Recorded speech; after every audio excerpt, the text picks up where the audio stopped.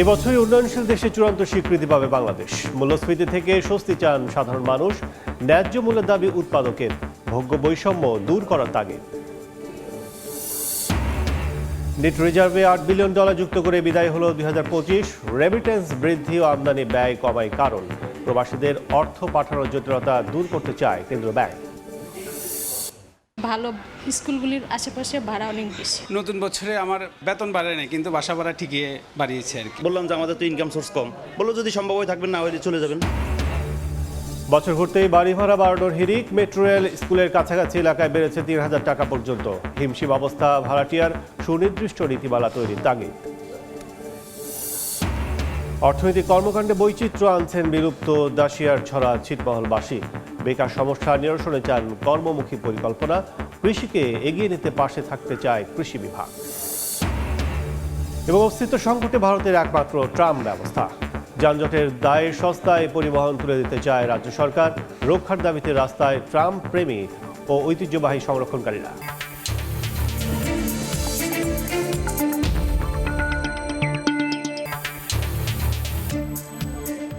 দেখছেন শিরোনাম। আমন্ত্রণ জানাচ্ছি দেশ ও দেশের বাইরের অর্থ বাণিজ্যের নানা খবর নিয়ে আমাদের নিয়মিত আয়োজন এ সময়ের বাণিজ্যে।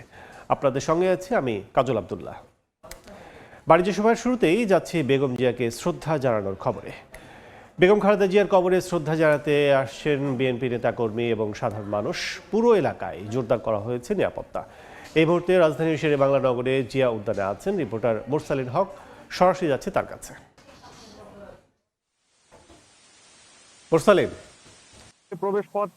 এই প্রবেশ পথটি কিন্তু বন্ধ করে দেওয়া হয়েছে এবং এই প্রবেশ পথটি এখন পর্যন্ত খুলে দেওয়া হয়েছে এবং সেই খুলে দেওয়ার প্রেক্ষিতে যেই বিষয়টি দেখা গেছে যে ভোর থেকে যারা এসেছিলেন দূর দূরান্ত থেকে, সেই দূর দূরান্তের যে মানুষেরা তারা প্রেক্ষিতে যেই বিষয়টি দেখা গেছে যে ভোর থেকে যারা এসেছিলেন দূর দূরান্ত থেকে, সেই দূর দূরান্তের যে মানুষেরা তারা কিন্তু এইমাত্রই প্রবেশ করতে পারলেন জিয়া উদ্যানের পথে। এই জিয়া উদ্যানের পুরো সড়কটি পূর্ব পাশ অর্থাৎ বিমান ক্রসিং এর যে এলাকাটি, পাশাপাশি পশ্চিম অংশ রেসিডেন্সিয়াল স্কুল অ্যান্ড কলেজের যে এলাকাটি, সেই অংশটিও খুলে দেওয়া হয়েছে। ফলে দেখা যাচ্ছে যে এই সড়কটি দিয়ে যে যান চলাচল সেটিও শুরু হয়েছে। পাশাপাশি যারা এই জিয়া উদ্যানে শহীদ রাষ্ট্রপতি জিয়াউর রহমান এবং গতকাল সমাহিত করা বিএনপি চেয়ারপারসন বেগম খালেদা জিয়ার যে সমাধি, সেই জায়গাটিতে তারা যেতে পারছেন, যাওয়া শুরু হয়েছে এই মানুষের আনাগোনা।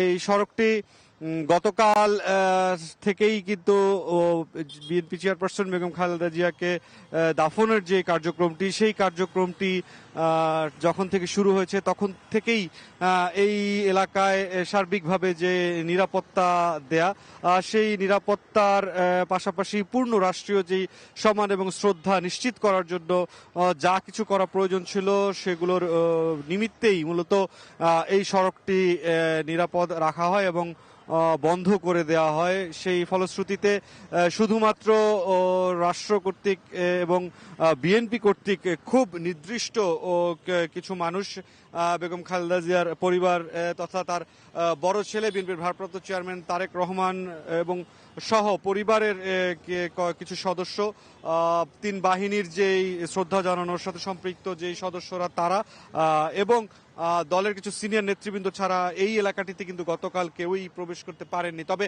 আজ এই বেলা 11টা থেকেই মূলত এই সড়কটি খুলে দেওয়া হয়েছে সর্বসাধারণের জন্য। সাধারণ যানবাহন যেমন চলছে, তেমনি কিন্তু সাধারণ মানুষ যারা এই সমাধিতে জিয়ারতের উদ্দেশ্যে আসছেন বা দোয়া করতে চাচ্ছেন তাদের জন্য খুলে দেওয়া হয়েছে। এই ছিল জিয়া উদ্যান এলাকা থেকে সবশেষ পরিস্থিতি। বেগম খালেদা জিয়ার কবরে শ্রদ্ধা নিবেদনের দ্বিতীয় দিনের খবর জানতে এতক্ষণ সরাসরি ছিলাম জিয়া উদ্যানে। এবছরই বাংলাদেশ পাবে উন্নয়নশীল দেশে চূড়ান্ত স্বীকৃতি। সেই মর্যাদা আলিঙ্গনের পথে মুদ্রানীতি, মূল্যস্ফীতির ব্যবচ্ছেদে সাধারণ মানুষ চান যাপিত জীবনে স্বস্তি। ন্যায্য মূল্য নিশ্চিতের পাশাপাশি অর্থনীতির নানা নীতিতে দূর হোক ভোগ বৈষম্য, এমন প্রত্যাশা জনগণের। নতুন বছরে সাধারণ মানুষের প্রত্যাশার কথা জানাচ্ছেন অন্তরা সেন। ক্যামেরায় ছিলেন আশরাফুল ইসলাম ও শেখ সালাউদ্দিন।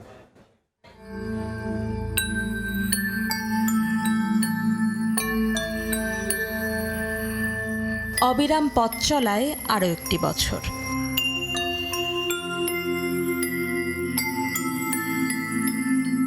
আবারও স্বপ্ন বাস্তবতার পরিচ্ছেদে লেখা হবে প্রত্যাশা প্রাপ্তির নতুন অধ্যায়।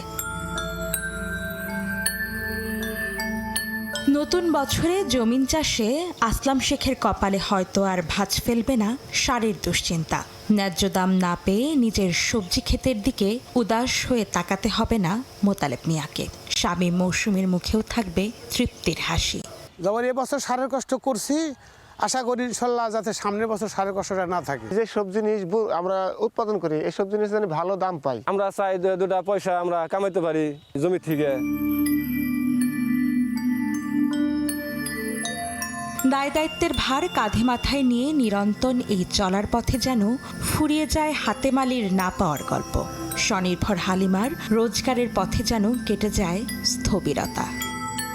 500 টাকা নিয়ে গেলে বেশি বাজার পাওয়া যায় না। দাম করলে তো গরিবেরও ভালো। দ্রব্য নির্মার্জন নিয়ন্ত্রণের ভিতরে রাখতে পারে।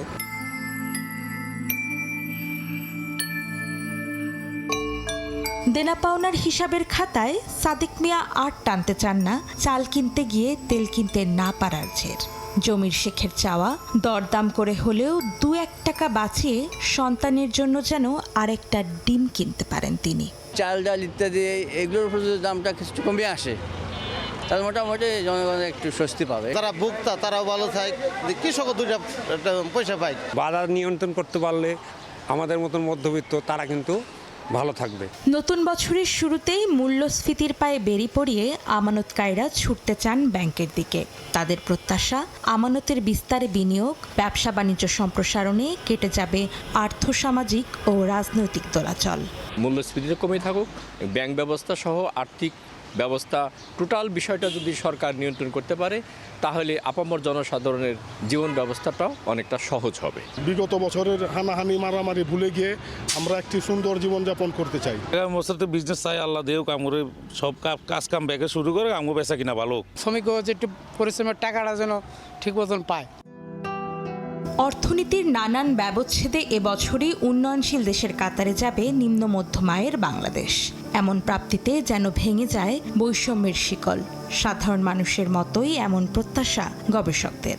সবচেয়ে বেশি যেটা আমাদেরকে নজর দিতে হবে সেটা হলো যে কিভাবে বিনিয়োগে আমরা চাঙ্গা ভাবটা আনতে পারি। আমাদের যে বাণিজ্য ব্যবসা পরিবেশ উদ্যোক্তাদের যে ধরনের প্রতিবন্ধকতাগুলি ফেস করতে হয় এটা কিভাবে আমরা আরও নিরসনের দিকে আমরা যেতে পারি। তো এখানে ধীর গতিতে চলার কোনো ধরনের আমাদের কিন্তু স্কোপ নাই।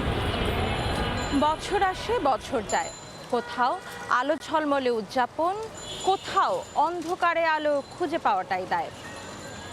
নতুন বছরে খেটে খাওয়া মানুষের কাছে নতুনত্ব হলো নতুন করে টিকে থাকার লড়াই। আর প্রত্যাশা অবসান হোক সীমাহীন বৈষম্যের, শক্তিশালী হোক দেশের অর্থনীতি।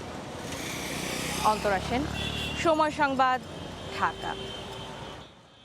দর্শক, নতুন বছরের আর্থ রাজনৈতিক পরিস্থিতি ও ব্যবসা বিনিয়োগের গতি প্রকৃতি নিয়ে আলোচনার জন্য আমাদের সঙ্গে ভার্চুয়ালি যুক্ত হয়েছেন Bangladesh institute of development studies BIDS এর সাবেক মহাপরিচালক মোস্তফা কে মজিরি। স্যার, আপনাকে স্বাগত জানাচ্ছি এ সময় বাণিজ্যে। আপনাকেও ধন্যবাদ। নতুন বছরের শুভেচ্ছা জানিয়ে একটু জানতে চাই, সেটি হচ্ছে যে নতুন বছর একটি আগে আমরা কিন্তু পুরনো 2025কে বিদায় জানালাম গতকাল। সেক্ষেত্রে নতুন বছরে আমরা পদার্পণ করেছি। এই বছরের অর্থনীতি আসলে কিভাবে বেগবান হতে পারে, কি মনে করেন? দেখুন, আমরা বিগত বছরগুলোতে যেটা দেখেছি, বিশেষ করে এই 2025 যে সালটা আমরা কেবলমাত্র বিদায় জানালাম, সে সময় যেটা দেখেছি যে এই সময়ে যে অন্তর্বর্তীকালীন সরকার ক্ষমতায় আসার পর থেকে তারা কিন্তু এমন একটা অর্থনীতি ইনহেরিট করেছিল যে অর্থনীতিটা কিন্তু সামগ্রিকভাবে একেবারে অনেক দিক থেকে আপনি যে কোনো খাতের কথাই চিন্তা করুন না কেন, সব খাতগুলোই কিন্তু ক্ষতবিক্ষত ছিল এবং সেই ক্ষতবিক্ষতগুলোকে অনেকটাই বিগত যে সরকার, সেই সরকার এটাকে অনেকটাই ঢেকে রেখেছিল বিভিন্নভাবে। যাতে এই ক্ষতগুলো দৃশ্যমান না হয় এবং একটা চাকচিক্যময় পরিবেশ দেখা যায়, যেমন এই মেগা প্রজেক্ট বা এই ধরনের প্রজেক্টে। কিন্তু স্বাভাবিকভাবেই আপনি যে কোনো খাতের কথাই চিন্তা করেন না কেন, সেটা ব্যাংক খাত হোক বা উৎপাদন খাত হোক বা বিনিয়োগ খাত হোক, প্রতিটি ক্ষেত্রেই কিন্তু যেটা ছিল সেটা হচ্ছে বলা যেতে পারে এক কথায় যে দুর্নীতি থেকে শুরু করে লুটপাট, দুর্নীতি এবং অন্যান্য যত রকম দুর্বৃত্তায়ন করা যেতে পারে সব কিছুই কিন্তু ছিল। এখন অন্তর্বর্তীকালীন সরকার আসার পরে সেগুলোকে দূর করার জন্য যে প্রচেষ্টাগুলো নয়, অনেক ক্ষেত্রে দু একটা ক্ষেত্রে সফলতা থাকলেও অনেক ক্ষেত্রে কিন্তু দেখা যায় সেগুলো খুব একটা কার্যকর হয়নি। যেমন আপনি মূল্যস্ফীতির কথা ধরুন, মূল্যস্ফীতি এখন কিন্তু এখনও 8% উপরে রয়ে গেছে, যেটা কিন্তু অনেক উচ্চ মূল্যস্ফীতি। এটা কিন্তু এখন পর্যন্ত বাগে আনা সম্ভব হয়নি। একইভাবে আপনি যদি বিনিয়োগের কথা ধরেন, কর্মসংস্থানের কথা ধরেন বা সাধারণ মানুষের জীবনযাত্রার ব্যয়ের কথা ধরেন, প্রতিটি ক্ষেত্রেই কিন্তু একটা দুর্ভোগ এবং এই অসমতা এটা কিন্তু বৃদ্ধি পেয়েছে এবং বিশেষ করে দরিদ্র এবং যারা নিম্ন আয়ের জনগোষ্ঠী তারা কিন্তু এখন ভীষণ একটা অর্থনৈতিক সব দিক দিয়ে চাপের মধ্যে বসবাস করছে। কাজেই 2026 সালটা যে আশা, সাধারণ মানুষের যে আশা আকাঙ্ক্ষা, সেটা হচ্ছে যে তাদের জীবনযাত্রা মানে যাতে তারা চলতে পারে, বেঁচে থাকার জন্যে যে স্বাভাবিকভাবে বেঁচে থাকার জন্য যে ধরনের সাশ্রয় দরকার এটা যাতে অর্জন করতে পারে, এটাই কিন্তু আকাঙ্ক্ষা। সেই ধারাবাহিকতায় 2025-এ যে সংস্কার কিংবা যে লুটপাট যে রাজ্য ছিল সেখান থেকে যে আবার পেছনে ফিরে আসা, আমাদের অর্থনীতিকে সমৃদ্ধ করার যে তৎপরতা ছিল অন্তর্বর্তী সরকারের, সেই ধারাবাহিকতায় এই বছরটি আসলে কতটা টেকসই হবে কি মনে করছেন? এটা এখন একটা জিনিস হচ্ছে যে যেহেতু আগামী ফেব্রুয়ারি মাসে নির্বাচনের পরে আমরা আশা করছি যে একটা দেশে নির্বাচিত সরকার ক্ষমতায় আসবে, সেক্ষেত্রে একটা আশা করা যেতে পারে নিঃসন্দেহে যে একটা যারা ক্ষমতাসীন হবেন তাদের তো একটা রাজনীতির ক্ষেত্রে তাদের একটা পরিকল্পনা থাকবে এবং তারা এই যে বর্তমান যে সমস্যাগুলো আছে এই সমস্যাগুলো দূর করার জন্য আরও কার্যকর পদক্ষেপ নেবেন, এটা আমরা আশা করতে পারি। কারণ স্বাভাবিকভাবেই যে দলই ক্ষমতায় আসুক না কেন তাদেরকেও জনগণের, বিশেষ করে দরিদ্র এবং স্বল্প আয়ের জনগোষ্ঠী, তাদের সমস্যাগুলোকেই আগে তার সমাধানের দিকে প্রচেষ্টা নিতে হবে এবং সে ধরনের নীতিগুলোকে দ্রুততার সঙ্গে বাস্তবায়ন করতে হবে। এবং এটাও আমরা জানি, যেমন আপনি যদি বিনিয়োগের কথা বলেন, বিনিয়োগকারী সেটা দেশীয় বিনিয়োগকারী হোক বা বিদেশি বিনিয়োগকারী হোক, তারা কিন্তু এই একটা নির্বাচিত সরকার না আসা পর্যন্ত তারা কিন্তু বিনিয়োগে উৎসাহী হবে না, যার ফলে কর্মসংস্থানও বাড়বে না, যার উৎপাদনও বাড়বে না। কাজেই আমরা আশা করতে পারি যে 2026 সালে আমরা যখন একটা নির্বাচিত সরকার ক্ষমতায় আসবেন তখন এই ধরনের প্রতিবন্ধকতাগুলো দূর হবে এবং তারা আর্থসামাজিক স্থিতিশীলতাটা ইনশিওর করতে পারবেন, যাতে একটা বিনিয়োগ বান্ধব পরিবেশ সৃষ্টি হবে এবং তার ফলে বিনিয়োগ এবং কর্মচাঞ্চল্য উৎপাদনের ক্ষেত্রে এটা আরও বেশি গতিশীল হবে এবং এই যে সমস্যাগুলোর কথা আমরা এখন দেখছি এই সমস্যাগুলো আরও দূরীভূত হয়ে আমরা উন্নয়নের যাত্রাপথে আরও দ্রুততার সঙ্গে এগিয়ে যেতে সক্ষম হব। এখন মানুষের অনেকটাই ব্যয় কিছুটা হলেও কমে গেছে, যেটি আমাদের 12% ছিল, 12% মূল্যস্ফীতি, সেটি এখন নেমে 8-এর কাছাকাছি বা 8-এর একটু বেশি। সেক্ষেত্রে বলা চলে যে এই ধারাবাহিকতা আগামী সরকার কতটা অব্যাহত রাখতে পারবে, কীভাবে তাদের পদক্ষেপ নেওয়া দরকার কি মনে করছেন? এক্ষেত্রে একটা হচ্ছে যে আমরা যেটা জানি যে মূল্যস্ফীতির নিয়ন্ত্রণের ক্ষেত্রে যেটা সবচেয়ে বড় বাধা আমাদের দেশে, সেটা হচ্ছে আপনি যদিও মূল্যস্ফীতি নিয়ন্ত্রণের জন্য বাংলাদেশ ব্যাংক তাদের নীতি সুদহার বাড়িয়ে রেখেছে 10% বিগত 1 বছরের অধিককাল সময় থেকে, তার কিন্তু কোনো সুফল আমরা এখনো পাইনি এবং এই সুফল পাওয়ার ক্ষেত্রে সবচেয়ে বড় যেটা বাধা হচ্ছে সেটা হচ্ছে যে আমরা যে অন্যান্য ক্ষেত্রে, অর্থাৎ যেমন আপনি ধরেন বাজার ব্যবস্থার যে দুর্বলতাগুলো আছে এগুলো দূর করতে সক্ষম হয়নি, বা সরবরাহ ক্ষেত্রে যে বিঘ্নগুলো ঘটছে এগুলো দূর করতে সক্ষম হয়নি।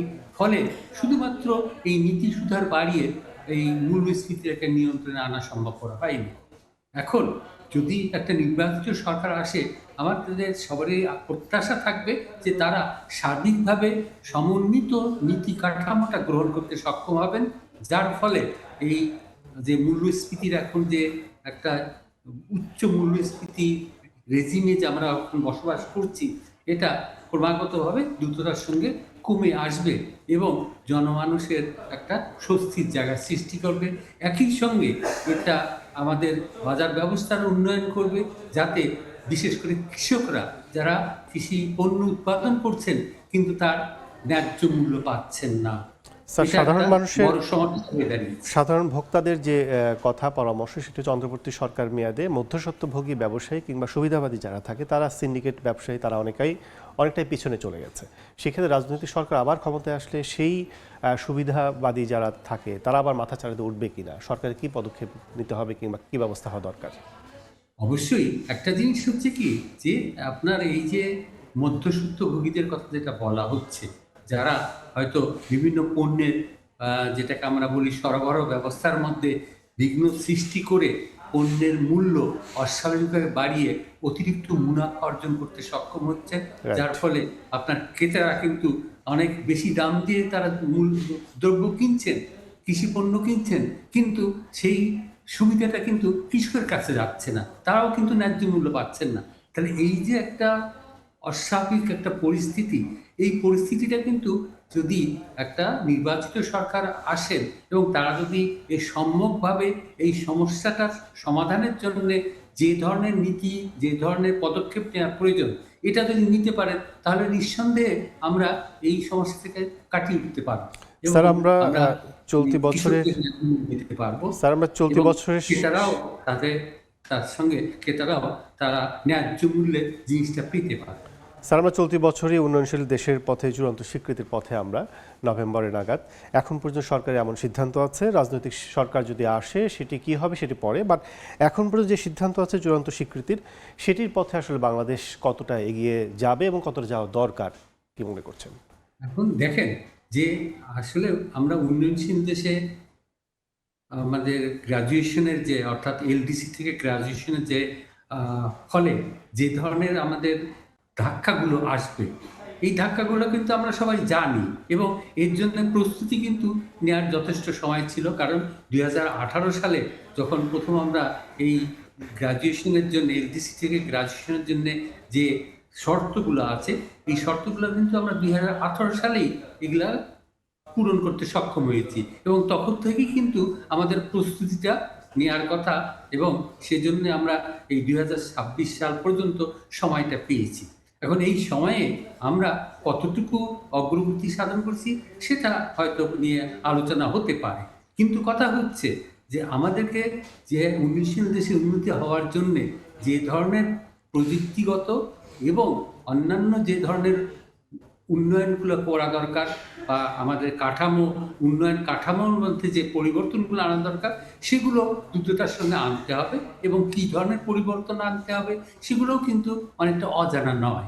কারণ আপনি দেখুন, যদি আমরা আমাদের এই বর্তমান সময়ে প্রাপ্য যে আপনার বিভিন্ন যে প্রযুক্তিগত উন্নয়নগুলো রয়েছে, এগুলো যদি আমরা সঠিকভাবে ব্যবহার করতে পারি, তাহলে কিন্তু যে সমস্যাগুলো হয়তো আমাদের হতে পারে একটা উন্নয়নশীল দেশ হিসাবে, কারণ এলডিসি হিসাবে আমরা তো কিছু কিছু সুবিধা পেয়ে থাকি, তখন আমরা এই সুবিধাগুলো পাবো না। কিন্তু সেই সুবিধাগুলো না পেলেও আমরা প্রযুক্তিভাবে উন্নয়ন করে এবং আলোচনা শেষ পর্যায়ে ব্যবহার করে আমরা কিন্তু এগিয়ে যেতে পারবো এবং আমি আশা করি যে আমরা 2026 সালে যদি গ্রাজুয়েশন লাভ করে আমরা উন্নয়নশীল দেশে হই, তাহলে সঠিক নীতি প্রণয়ন এবং বাস্তবায়নের মাধ্যমে আমরা অবশ্যই যে সমস্যাগুলো আসবে এগুলো কাটিয়ে উঠতে সক্ষম হব। স্যার, অনেক অনেক ধন্যবাদ আমাদের সাথে আলোচনায় যুক্ত হওয়ার জন্য। আপনাকেও ধন্যবাদ। দর্শক, আলোচনা করছিলাম নতুন বছর, অর্থনীতির আগামী দিনের পথ চলা এবং রাজনৈতিক পরিস্থিতি সব মিলে আমাদের সাথে আলোচনায় যুক্ত ছিলেন ভার্চুয়ালি বিআরডিসির সাবেক মহাপরিচালক মোস্তফা কে মজুরি।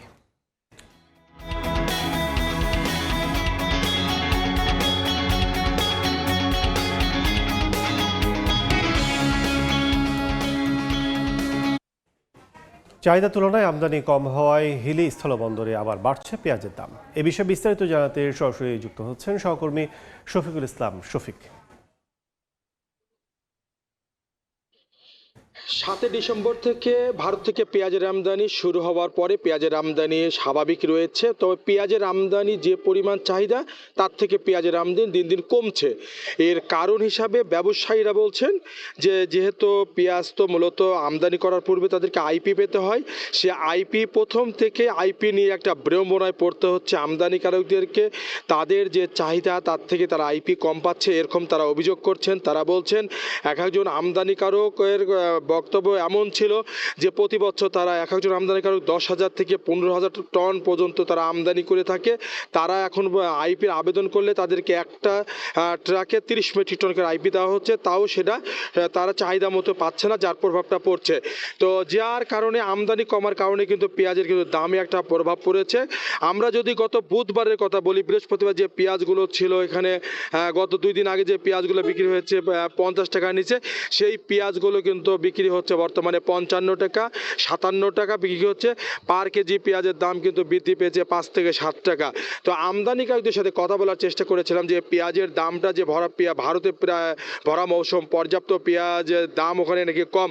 সে বিষয়ে তারা বলছেন যে বিশেষ করে যে আইপি যদি সরকার শিথিল করে দেয়, আমদানিকারক যারা আমদানি করে থাকেন প্রতি বছর তারা যদি এই আইপি গোলা পায় তাহলে তাদেরকে কিন্তু পেঁয়াজের দাম কিন্তু অনেকটা 45 টাকার নিচে তারা বিক্রি করতে পারবেন। তারা এও বলছেন যে আইপিগুলো অনেক আমদানিকারক আছেন তারা পেঁয়াজ আমদানি করেন না, কিন্তু সে আইপিগুলো তারা পাওয়ার পর তাদের কাছে কিন্তু যারা বৈধ আমদানিকারকদের কাছে কিন্তু পেঁয়াজগুলো আইপিগুলো তারা বিক্রি করছেন, সেটা অনেক চড়া দামে। প্রত্যেকটা 30 টনের আইপি তারা কিনছেন 2 থেকে 3 লাখ টাকা তারা কিন্তু এখানে আইপি তারা এখানে কিনতে হচ্ছে, যে প্রতি কেজিতে তারা বলছেন 6 থেকে 7 টাকা পর্যন্ত তাদেরকে কিন্তু এখানে অতিরিক্ত টাকা পড়ছে। তারা বলছেন সরকার যদি আইপি যদি শিথিল করে দেয় যারা বৈধ আমদানিকারক, সেক্ষেত্রে পেঁয়াজের আমদানি বাড়বে, পেঁয়াজের দাম কমবে। হিলি স্থলবন্দর থেকে পেঁয়াজের আমদানি বাজার নিয়ে এতটুকু ছিল আমার কাছে। পেঁয়াজ আমদানির খবর জানতে এতক্ষণ সরাসরি ছিলাম হিলি স্থলবন্দরে। আজ থেকে আমানতের টাকা তুলতে পারবেন সম্মিলিত 5 ব্যাংকের গ্রাহকরা। গেল মঙ্গলবার এ সংক্রান্ত একটি প্রজ্ঞাপন জারি করেছে বাংলাদেশ ব্যাংক, যেখানে বলা হয়েছে এখন থেকে আমানতের টাকা তুলতে পারবেন আমানতকারীরা। পরদিন বুধবার সাধারণ ছুটিতে ব্যাংক বন্ধ থাকায় আজ বৃহস্পতিবার থেকে গ্রাহকরা এই সুবিধা পাবেন। গ্রাহকদের টাকা ফেরত দিতে চূড়ান্ত করা ব্যাংক রেজলিউশন স্কিম 2025-এ জানানো হয়েছে আমানতকারীদের 2 লাখ টাকা পর্যন্ত আমানত সুরক্ষিত ও প্রাথমিকভাবে আমানত উত্তোলন করতে পারবেন। দেখছেন এসবের বাণিজ্য।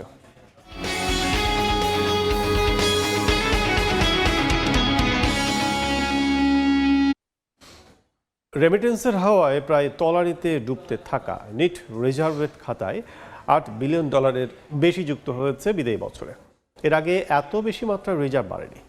কারণ হিসেবে প্রবাসীদের পাঠানো রেমিটেন্স আয় যেমন স্বস্তি দিয়েছে, তেমনি আমদানিতে ঋণপত্র কম হওয়ায় বাজার থেকে $3.5 বিলিয়ন যুক্ত হয়েছে এই মজুতে। নতুন বছরে রেমিটেন্স প্রবাহ আরও বাড়াতে প্রবাসীদের অর্থ পাঠানোর জটিলতা দূর করতে চায় কেন্দ্রীয় ব্যাংক। বছরের শুরুতে স্কুলের খরচ, তারপর রমজান ও ঈদ, এমন সময় প্রবাসীরা নিজেরা উপস্থিত থাকতে না পারলেও নিজেদের পরিবার পরিজনের চলার পথ সহজ করতে অর্থ পাঠান। পরিবারের জন্য পাঠানো ডিসেম্বরে প্রায় $2.5 বিলিয়ন রেমিটেন্সের টুকরো টুকরো অংশ জুড়ে নতুন বছরের জানুয়ারি শুরু হয় $33 বিলিয়ন রিজার্ভ নিয়ে। BPM-6 অনুযায়ী $28 বিলিয়ন ছাড়িয়েছে।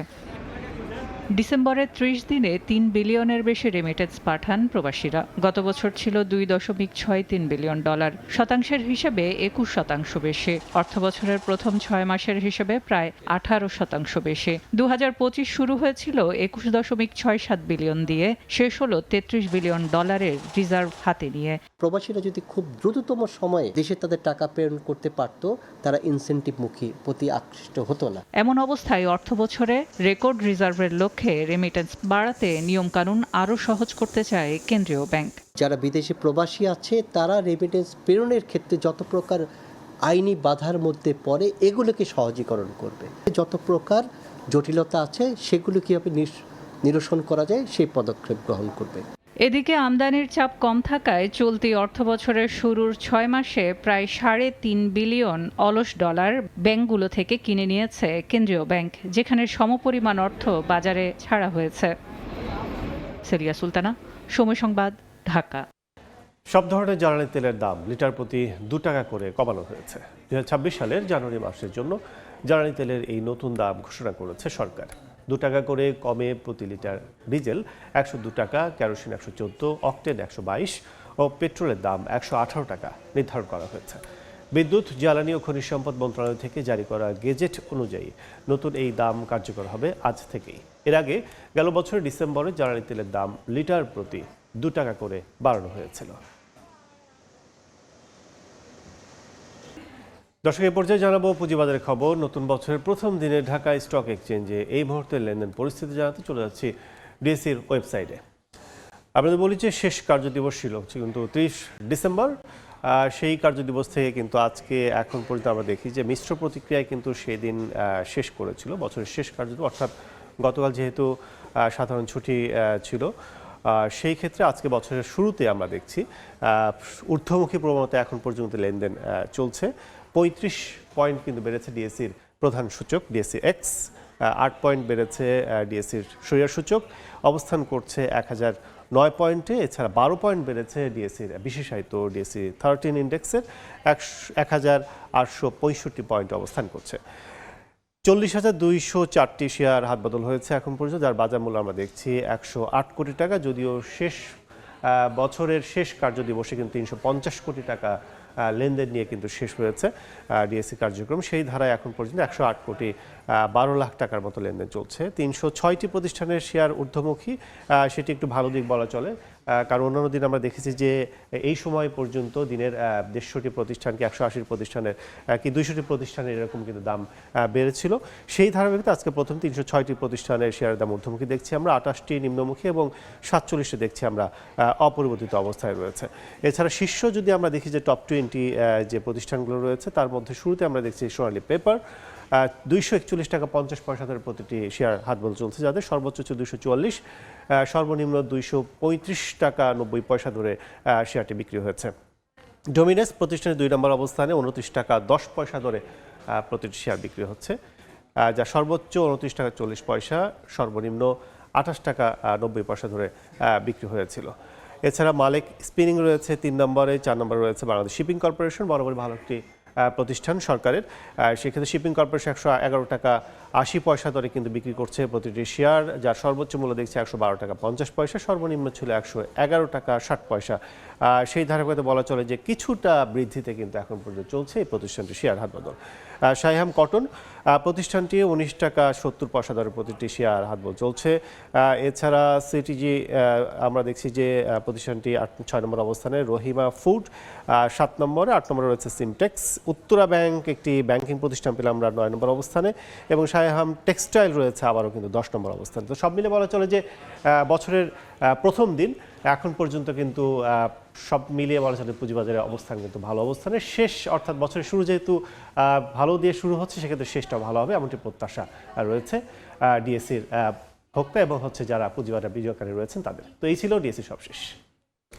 নতুন বছরের শুরুতেই আমরা দেখছি যে বিভিন্ন ধরনের কিন্তু আমরা চলে যাচ্ছি। সেক্ষেত্রে নতুন বছরের যে শুরুতে ইচ্ছে মতো যে অন্যান্য প্রোডাক্টের সাথে আমরা দেখছি যে বাড়ি ভাড়াও বাড়িয়েছেন বাড়িওয়ালারা। ক্যাবের তথ্য মতে গত 25 বছরে ঢাকায় ভাড়া বেড়েছে প্রায় 400%। অতিরিক্ত ভাড়ায় হিমশিম খাচ্ছেন ভাড়াটেরা, আয় ব্যয়ের হিসাব মেলাতে না পেরে স্ত্রী সন্তানদের গ্রামের বাড়ি পাঠিয়ে দিতে বাধ্য হচ্ছেন অনেকে। সমস্যা সমাধানে ভাড়া নির্ধারণের সুনির্দিষ্ট নীতিমালা তৈরির তাগিদ হাইকোর্টের। নয়ন আহমেদের ক্যামেরায় নাইম হাসানের রিপোর্ট।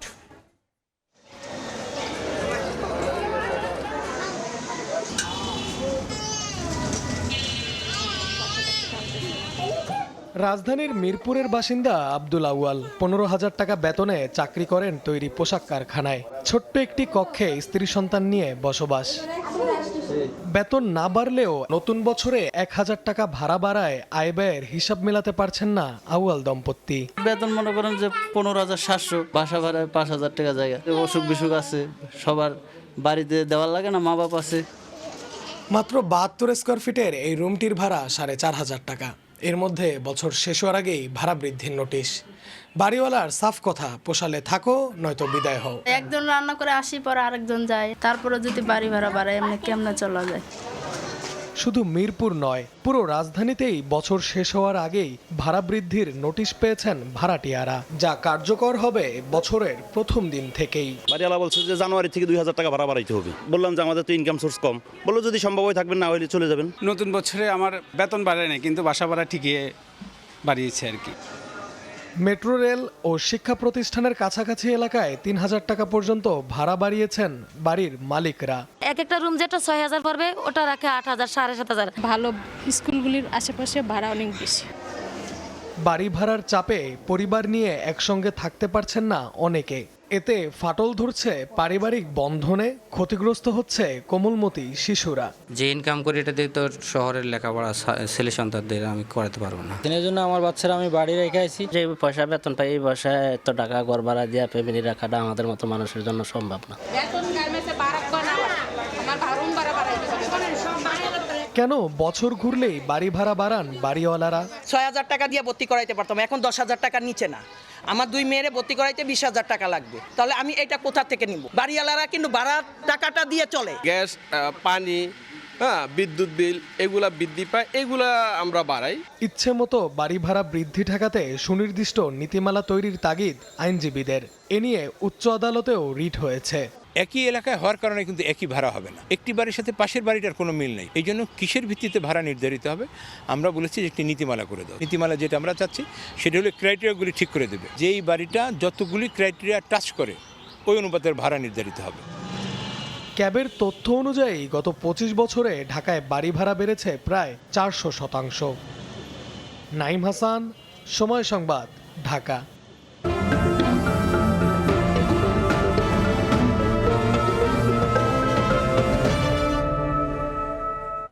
জীবিকা নির্বাহী অর্থনৈতিক কর্মকাণ্ডে বৈচিত্র্য চাইছেন বিলুপ্ত ছিটমহলবাসী।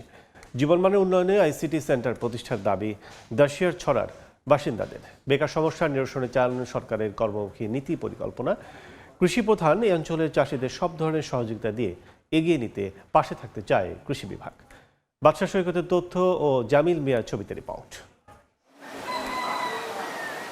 প্রায় 7 বর্গমাইলের ফুলবাড়ী উপজেলার দাসিয়ার ছড়া বিলুপ্ত এই ছিটমহলে বাস প্রায় 10,000 মানুষের। এখানে আয়ের প্রধান উৎস কৃষিকর্ম। বাংলা কিষান আমরা খাদ্য খুব ভালো চলছে। বাংলা হয়ে এখন অনেক কিছু সরকার থেকে অনেক কিছু পায়। বাসিন্দারা জানান 2015 সালের 31 জুলাই মধ্যরাতে আনুষ্ঠানিকভাবে ভারত বাংলাদেশ ছিটমহল বিনিময়ের পর থেকে বদলে যেতে থাকে এখানকার মানুষের যাপিত জীবন ভাবনা। জমির উর্বরতা আর যোগাযোগ অবকাঠামোর মাধ্যমে বেশিরভাগেরই মিলেছে আর্থিক সচ্ছলতা। এখন আগের চেয়ে অনেক সুবিধা, কারণ কৃষি অফিস থেকে আমরা প্রণোদনা পাইতেছি। আগে সিট থাকাতে রাস্তা ছিল কাঁচা, এখন তো বাংলাদেশ হওয়ার পরে হচ্ছে পাকা, মোটামুটি রাস্তা দুটিয়া যানবাহন পাওয়া যায়। এখন মনে করো ব্যবসা বাণিজ্য ভালো চলছে, আমরা অন্য ঢাকার মানুষ, এলাকার মানুষ দেখতে চাইছি। শিক্ষার প্রসারে কৃষি নির্ভর অর্থনীতিতে এসেছে বৈচিত্র্য। বেকার সমস্যার সমাধানে আইসিটি খাতে সরকারের বিশেষ নজর চান স্থানীয়রা। এই আইসিটি ভবন যদি চালু হয় তাহলে আমাদের ছেলেমেয়েরা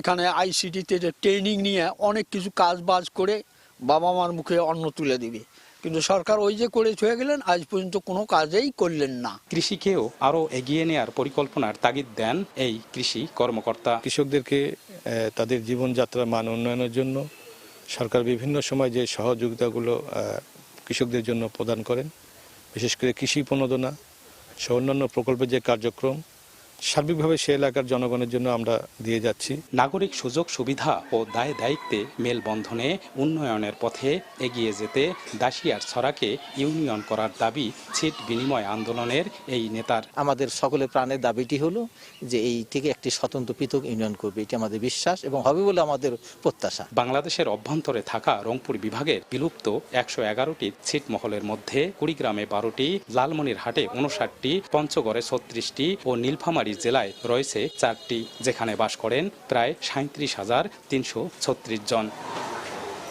বাদশা সৈকত, সময় সংবাদ, কুড়িগ্রাম।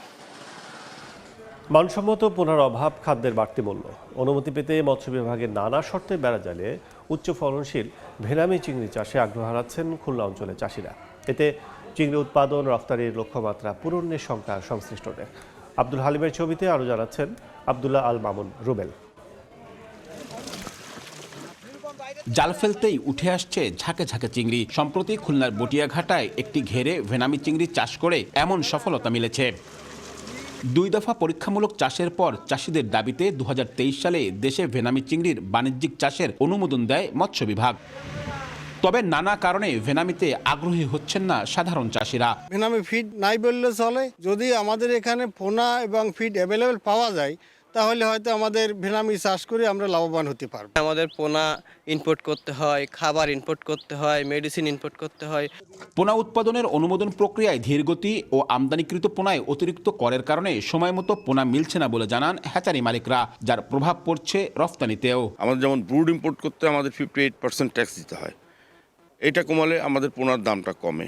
মানসম্মত ভেনামি পোনার সংকট কাটাতে নতুন করে একাধিক হ্যাচারিকে অনুমোদন দেয়া হয়েছে জানিয়ে মৎস্য অধিদপ্তরের দাবি, ভেনামিতে নতুন চাষিদের আগ্রহী করতে নেওয়া হয়েছে নানা উদ্যোগ। হ্যাচারিকে অনুমোদন দিচ্ছি এবং লাইসেন্স দিচ্ছি, তারা এই প্রোডাকশনে আসলে আসলে সিডের সমস্যাটা আস্তে আস্তে করে সমাধান হবে। চলতি বছর খুলনায় 35 হেক্টর ঘেরে ভেনামি চিংড়ি চাষ হয়েছে। সংকট সমাধান করা গেলে এখাতে বাড়বে চাষের পরিমাণ, একই সঙ্গে চাঙা হবে চিংড়ি রপ্তানির বাজারও, এমন প্রত্যাশা সংশ্লিষ্টদের। আব্দুল্লাহ আল মামুন রুবেল, সময় সংবাদ, খুলনা। দুদিনের ব্যবধানে দেশের বাজারে আরেক দফায় ভরিতে সর্বোচ্চ 2741 টাকা কমানো হয়েছে স্বর্ণের দাম। বুধবার বাংলাদেশ জুয়েলার্স সমিতি বাজুস জানায়, বৃহস্পতিবার থেকে 22 ক্যারেটের স্বর্ণ 2,24,182 টাকায় বিক্রি হবে। এছাড়া 21 ক্যারেট 2,14,034 টাকা, 18 ক্যারেট 1,83,416 টাকা ও সনাতন পদ্ধতির স্বর্ণ 1,52,857 টাকায় বিক্রি হবে। এর আগে 22 ক্যারেট 1 ভরি স্বর্ণের দাম দেশের ইতিহাসে সর্বোচ্চ 2,29,431 টাকা নির্ধারণ করা হয়েছিল গেল 28 ডিসেম্বর। বাজুসের হিসেবে গেল বছর 1 ভরি স্বর্ণের দাম বেড়েছে 84,739 টাকা।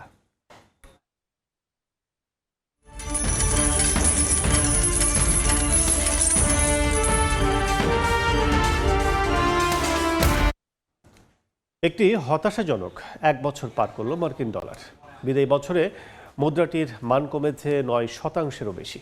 ডলারের বিপরীতে ইউরোর মান বাড়লেও ইয়েনের বিপরীতে শক্তিশালী হয়েছে মার্কিন ডলার।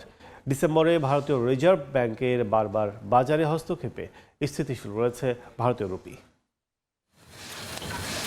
গেল 8 বছরের মধ্যে সবচেয়ে হতাশাজনক বছর পার করলো মার্কিন ডলার। অবশ্য শেষের দিকে মান অনেকটাই স্থিতিশীল ছিল। বিদায়ী বছরে মুদ্রাটির মান 9%-এরও বেশি কমেছে। তবে বিনিয়োগকারীদের ধারণা, বিশ্ব অর্থনীতির প্রবৃদ্ধি ও ফেডারেল রিজার্ভের সুদ হার কমানোর বিষয়টি সামনে রেখে চলতি বছরে মুদ্রার পতন অব্যাহত থাকবে। ডলার সূচক 98.30-তে অবস্থান করছে।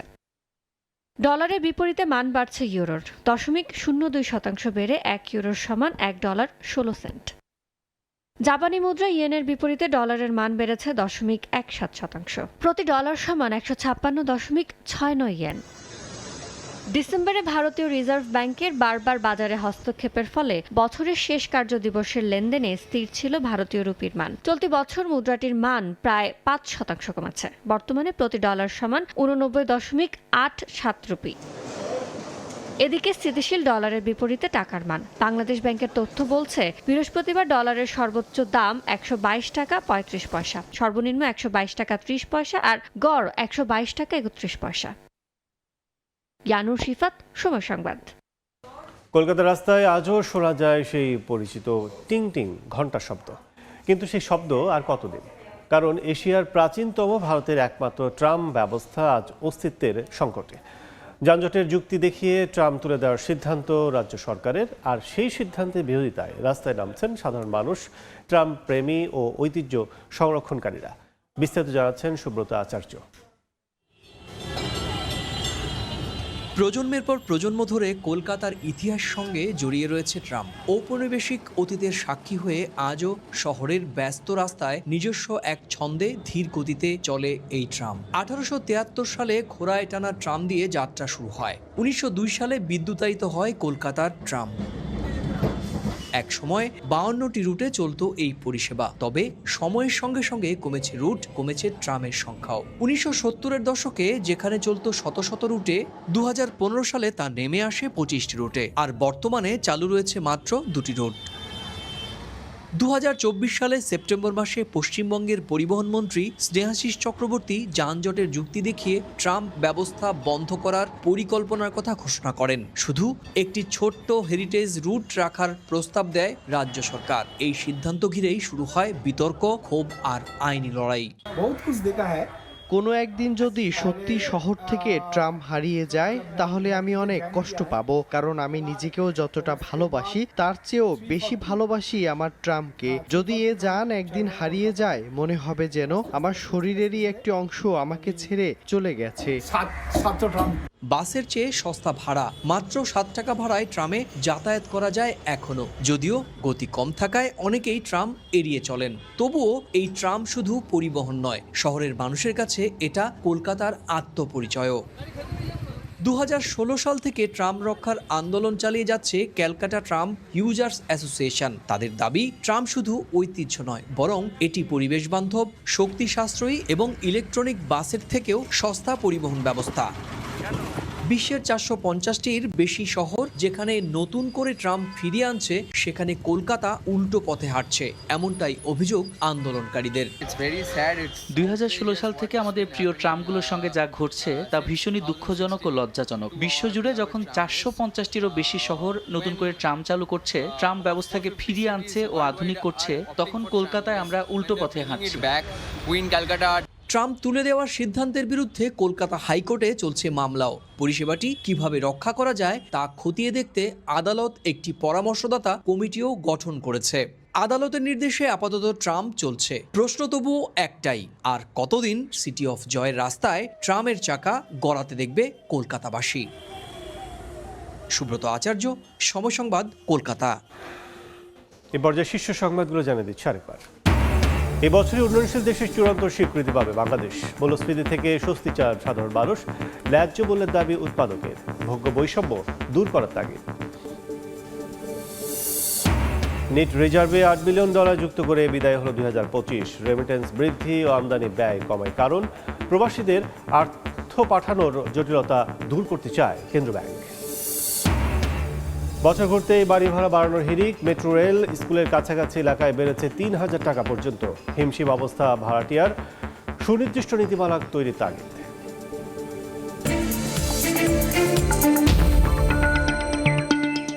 এই ছিল এই সময় বাণিজ্যে। দুপুর 12টার সময় সংবাদের সঙ্গে থাকবেন অর্চিতা সেজে। ধন্যবাদ কাজল। দুপুর 12টার সময় সংবাদ নিয়ে আসছি কিছুক্ষণ পর, সঙ্গে থাকুন সময়।